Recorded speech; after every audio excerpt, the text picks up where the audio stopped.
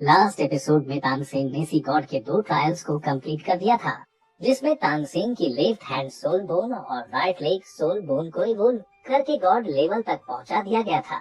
इसके बाद तानसेन को फिर से क्यूब में लाके पटक दिया जाता है और अब तानसेन सोचता है मेरे पहले 2 लेवल्स मेरे इमोशन से रिलेटेड थे।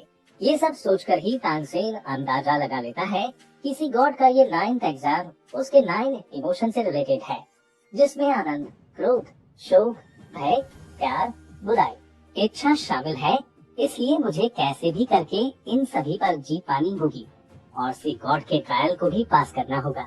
इतना कहने के साथ ही तानसेन की बॉडी से उसकी टोर्सो सोल बोन अलग होने लगती है, जिससे तानसेन को काफी ज्यादा पेन होने लगता है, क्योंकि ये सोल बोन तानसेन की सभी सोल बोन में सबसे बड़ी सोल बोन होने के साथ ही सबसे पावरफुल डेमन भेल किंग की सोल बोन है, जो कि गॉड लेवल को अचीव करने वाला था। इसलिए सोल बोन के अलग होने का दर्द बाकी सभी सोल बोन से बहुत ज्यादा होने वाला था। अब तानसेन तेजी से क्यूब में आने वाले सभी खतरों से बचकर आगे बढ़ने लगता है और तभी उसकी बॉडी से उसकी टोर्सो सोल बोन भी अलग हो जाती है। और ऐसा होने के साथ ही यहाँ पर डेमन भेल किंग के हंसने की आवाज आने लगती है और वो तानसेन को उसे यहाँ इस सी गॉड के इनहेरिटेंस टेस्ट में लाने के लिए शुक्रिया कहने लगता है। इसके साथ ही सी गॉड के इस क्यूब में पानी भरने लगता है और डेमन भेल किंग कहता है मैं कई सालों से इस लास्ट स्टेज को कंप्लीट नहीं कर पाया था और आज तुम्हारी वजह से सी गॉड की सभी पावर्स को मैं इनहेरिट करूंगा। जो कहने के साथ ही डेमन भेल किंग अपने ड्रैगन मार्शल सोल में बाहर निकलता है, जिसे देखकर तानसेन कहता है क्या डेमन भेल किंग नहीं मरा था।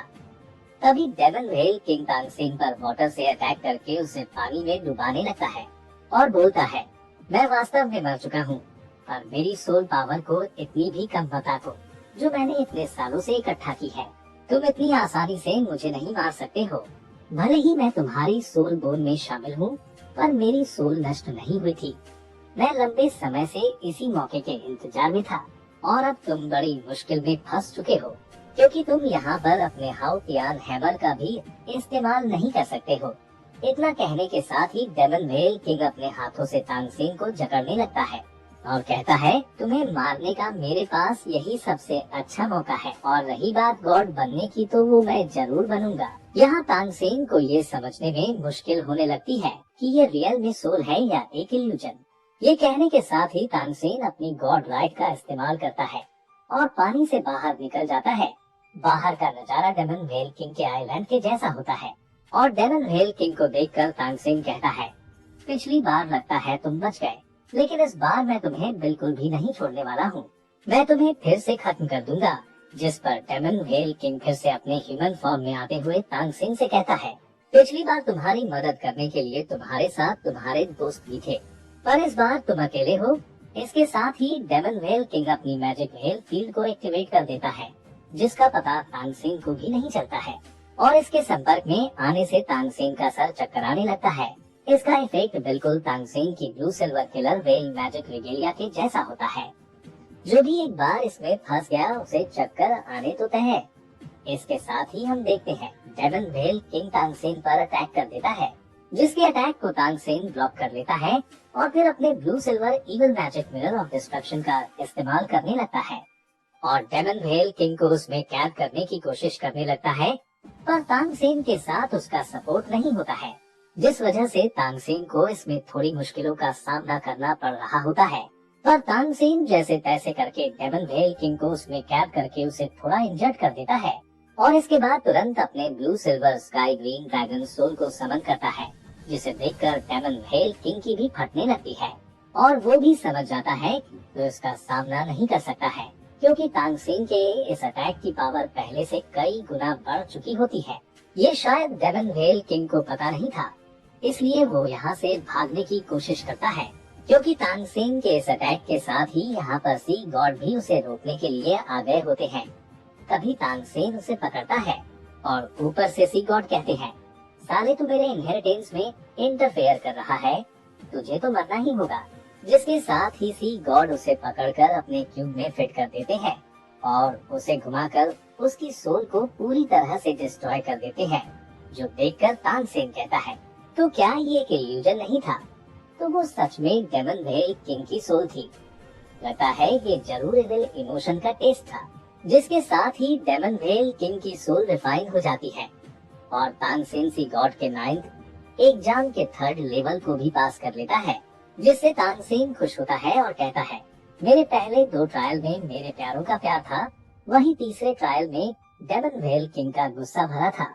लगता है लेवल पास करने की कठिनाइयां बढ़ गई है और अभी तक मेरी पीठ में 4 सोल बोन के टुकड़े बाकी है। इसके साथ ही तानसेन अपने अगले ट्रायल की तरफ बढ़ जाता है, जहां उसकी राइट लेग सोल बोन अलग होनी शुरू हो जाती है। वहीं बाहर से इस ट्रायल को सभी श्रेक डेविल्स देख रहे होते हैं और दाइमोबाई बोलता है, हमने जितना सोचा था सी गॉड का ये एग्जामिनेशन इतना आसान नहीं होने वाला है, इसमें जिंदगी और मौत दांव पर लगी है। और तभी बेबी डॉग सी गॉड टेम्पल का दरवाजा तोड़कर सभी 7 गार्डियंस को अंदर फेंक देती है और तानसेन को पुकारती है, जिसकी आवाज सुनकर तानसेन कहता है, बेबी डॉग की आवाज सी गॉड टेम्पल में कहां से आ रही है? लगता है टेम्पल में कुछ गड़बड़ हो रही है। इससे तानसेन का गुस्सा आने लगता है, तो जीवू उसे शांत करते हुए कहती है, ब्रदर आप इस बारे में चिंता ना करें, आपको बाहर आने की बिल्कुल भी जरूरत नहीं है। अगर आप इनहेरिटेंस गेट से बाहर आ जाते हैं तो आप इसमें वापस नहीं जा पाएंगे। ये सुनते ही तानसेन को पूरा यकीन हो जाता है कि यहाँ बेबी डॉग आ चुकी है, इसलिए वो अपने इनहेरिटेंस को बीच में छोड़कर सी गॉड के क्यूब को तोड़कर इनहेरिटेंस से बाहर टेम्पल में आ जाता है, जहाँ बेबी डॉग ने सी गॉड आइलैंड पर कब्जा कर लिया होता है और श्रेक डेविल्स के साथ सीक्रेट गार्डियंस को भी बंदी बना लिया होता है। और फिर बेबी डॉग तानसेन से कहती है, अब तो हेवन भी मेरा साथ दे रहा है। जब मैं ज्यालिंग पास बैटलफील्ड थी तब कियान लैक्श्वर ने गॉड बनने के बाद मेरी काफी मदद की और उसने मुझे ये खबर भी भेज दी कि तुम सी गॉड की इनहेरिटेंस को पूरा करने वाले हो। और तब मुझे एहसास हुआ कि यही सही मौका है सी गॉड आइलैंड को झुकाने का। पिछली बार जब मार्शल सोल एम्पायर ने सी गॉड आइलैंड पर अटैक किया तब तो हम 7 सीक्रेट गार्डियंस की वजह से हार गए, क्योंकि उस वक्त इस आइलैंड पर 99 लेवल की मास्टर नोसेक्सी उपस्थित थी। उसके बिना 7 सैक्रेड पिलर किसी काम के नहीं। इसके साथ ही हम देखते हैं बेबी डॉग ने किस तरह से सी गॉड आइलैंड पर तबाही मचाई होती है और लोगों को मारा होता है। और तभी सी लेडी तानसेन से उनकी अक्षमताओं के लिए माफी मांगती है। इसके बाद हमें कुछ देर पहले का सीन दिखाया जाता है, जहां बेबी डॉग ने अपने सभी मास्टर्स के साथ सी गॉड आइलैंड पर अटैक कर दिया था, जिनको रोकने के लिए 7 सीक्रेट गार्डियंस ने अपनी पूरी पावर के साथ उनसे फाइट की, पर बेबी डॉग का पलड़ा भारी था, इसलिए वो सभी बेबी डॉग के सामने ज्यादा कुछ नहीं कर पाए। और फिर बेबी डॉग तानसेन से कहती है, तुम अपने दोस्तों और 7 सीक्रेट पिलर्स को बचाने के लिए अब ज्यादा कुछ नहीं कर पाओगे। वही तानसेन ये सुनकर कहता है, ये सब सच नहीं हो सकता है, ये मेरे टेस्ट का एक पार्ट है। अगर ये सब सच होता तो सी गॉड तुम्हें रोकने जरूर आते। जिस पर बेबी डॉग कहती है, क्या तुम नहीं जानते कि गॉड्स की इनहेरिटेंस में गॉड्स भी पार्टिसिपेट करते हैं? तो अब उनके पास वहाँ से बाहर आकर मुझे रोकने का कोई रास्ता नहीं है। और तुम्हें याद होगा, तुम्हें बचाने के चक्कर में सी गॉड अपनी सोल के कई टुकड़े कर चुके हैं। और ऐसी सिचुएशन में तुम्हें क्या लगता है सी गॉड आकर तुम्हें मुझसे बचाएंगे? ये कहने के साथ ही ये एपिसोड यहीं पर खत्म हो जाता है।